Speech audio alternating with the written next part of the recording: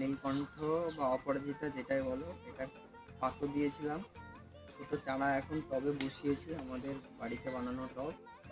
এই এইটা একটা হচ্ছে লতানো গাছ, তোমরা সবাই জানো অপরাজিতা ফুল লতানো ফুল, কিন্তু এটাকে আমি লতানো ভাবে করব না, এটাকে করব পুরো ঝাঁকালো বট গাছের মতো। তো তার জন্য আজকে একটা কাজ করব, সেটা তোমাদেরকে দেখাচ্ছি।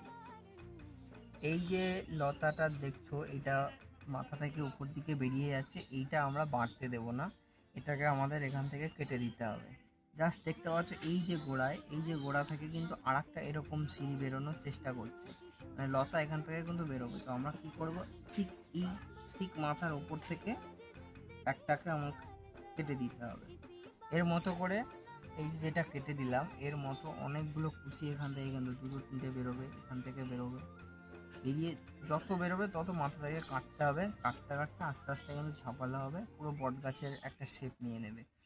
যখন ফুলগুলো ফুটবে দেখতে অসাধারণ লাগবে।